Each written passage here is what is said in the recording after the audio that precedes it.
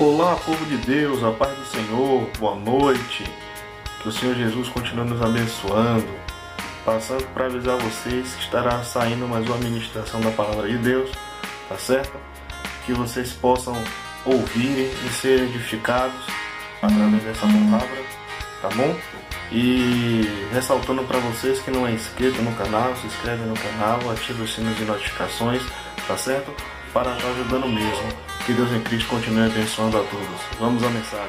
Queridos irmãos, a mensagem que iremos falar essa noite se encontra no livro do profeta menor, Amós, capítulo de número 3, versículos de número 7 e 8, que diz assim: Certamente o Senhor Deus não fará coisa alguma sem ter revelado o seu segredo aos seus servos, os profetas. Rugiu o leão, quem não temerá? O Senhor Deus falou, quem não profetizará? Lemos uma passagem no livro considerado como um livro do profeta menor. Por que menor?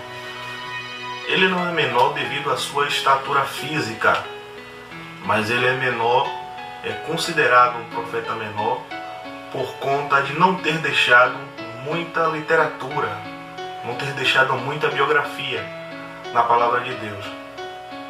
Assim como Amós, existem outros como Oséias, outros como Naum,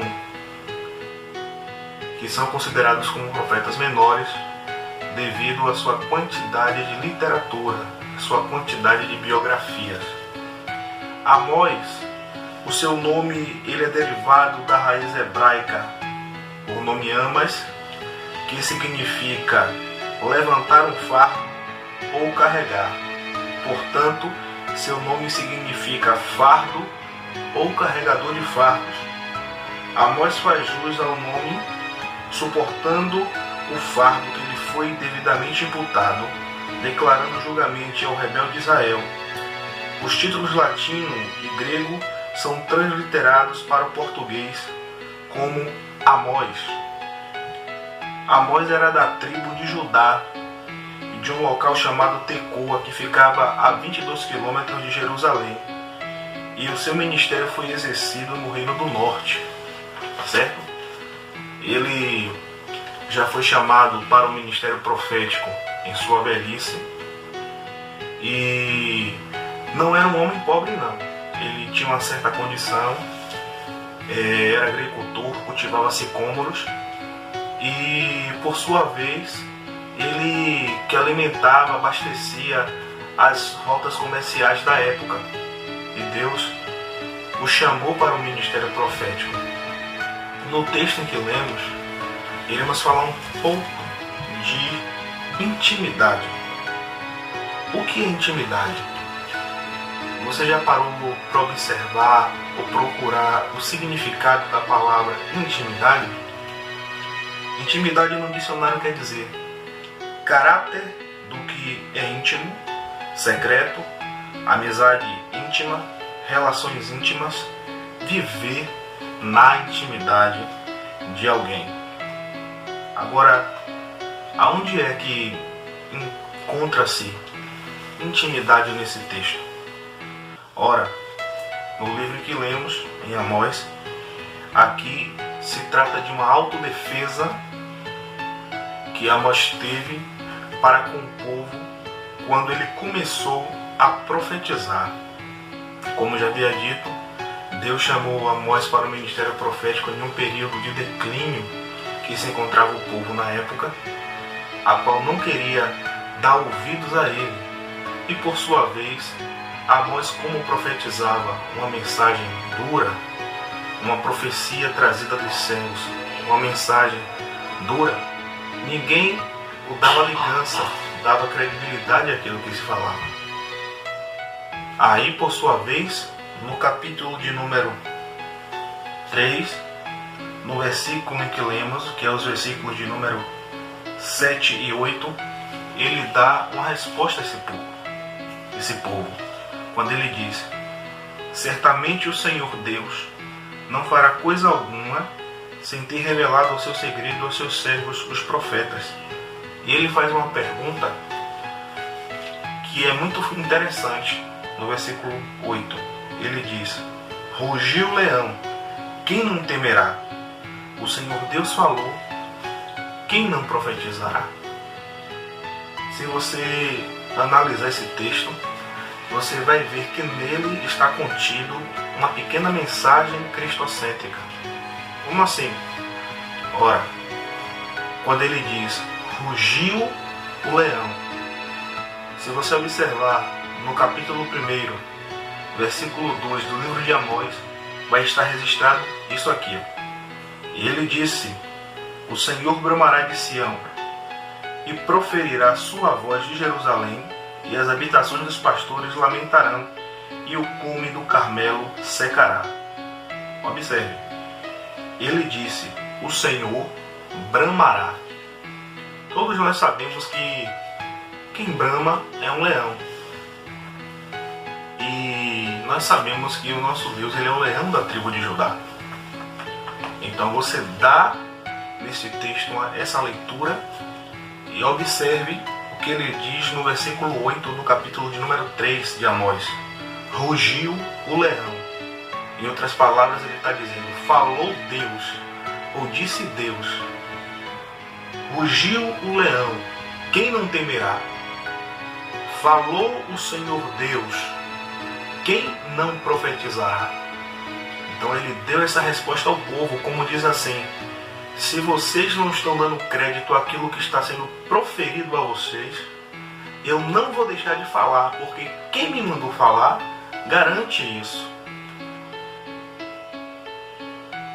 O que vem da intimidade? Quando ele diz: certamente o Senhor Deus não fará coisa alguma sem ter revelado os seus segredos aos seus servos, os profetas. Se a gente fazer uma análise desse texto, você vai observar que nós iremos encontrar na Bíblia vários respaldos acerca da intimidade. Se você observar na primeira carta do apóstolo Paulo à igreja em Coríntios, capítulo de número 2, versículo de número 10, Paulo ele diz assim: mas Deus as notificou todas as coisas pelo seu Espírito, porque o Espírito penetra todas as coisas, ainda as profundezas de Deus. Você olhando ainda no Novo Testamento, no Evangelho segundo escreveu João, capítulo de número 15, versículo de número 15, Jesus, em conversa com seus discípulos, ele diz assim para eles: olha, eis que não vos chamo mais de servos, porque o servo não sabe o que faz o seu senhor, mas eu tenho-vos chamados de amigos, porque tudo quanto eu tenho recebido do meu Pai, eu tenho-os feito conhecer. Ainda no Novo Testamento, se você observar no Evangelho de Lucas, capítulo de número 9, versículo de número 28 ao versículo de número 36, vai estar registrado acerca da transfiguração. E o que é mais interessante é que quando Cristo está prestes a subir ao monte para se transfigurar, ele chama os seus discípulos, certo? Mas ele chama os seus mais íntimos. Quem são eles? Pedro, Tiago e João. A Bíblia diz que João tinha uma intimidade tão grande com Deus que ele tinha a capacidade de reclinar a sua cabeça nos seios de Cristo. E aí você tira João, a intimidade que João teve com Cristo fez com que Deus designasse ele para uma das maiores atividades do seu ministério. E olha que João passou por bocados. A Bíblia diz que João ele foi pego pelo imperador de Roma na época, e o imperador tentou matar João, calar a voz de João. O que foi que ele fez? Ele ordenou aos seus soldados que prendessem João e que preparasse um tacho carregado de óleo fervente e de imediato depositasse João nesse óleo para morrer queimado pelo óleo. A Bíblia vai dizer que a partir do momento que João ele deitou-se, foi lançado nesse tacho de óleo fervente, a Bíblia diz que ele não morreu e subiu com seu corpo todo intacto. Em outras palavras, o óleo para João ficou frio, ficou gelado. Então, como o imperador da época não conseguiu matá-lo, o que foi que ele fez? Mandou lançá-lo na ilha de Patmos, uma ilha que tinha muitos quilômetros longe da população, longe da sociedade, onde só ficava exilados pessoas de má índole, pessoas que tinham cometido altos delitos na sociedade da época. E foi lá que Deus, por sua vez, fez com que João tivesse a visão do Apocalipse. Então a intimidade que nós temos com Deus nos leva a fazer coisas que inimagináveis. A intimidade que nós temos com Deus faz a gente fazer coisas que nós não pensamos que não queríamos fazer. Observe. Deus chamou Amós em sua velhice. E Deus usou Amós em seu ministério profético de uma forma tremenda.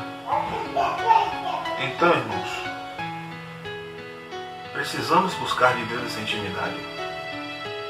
Precisamos a cada dia mergulhar nas suas profundezas, para que as portas da revelação de Deus se abram para nós e o nome do Senhor venha a ser glorificado em nossas vidas. Amém? Que Deus em Cristo continue nos abençoando. E lembre-se, busque a Deus para que a gente possa nos tornar íntimos. Amém? Noite de paz, que Deus em Cristo nos abençoe.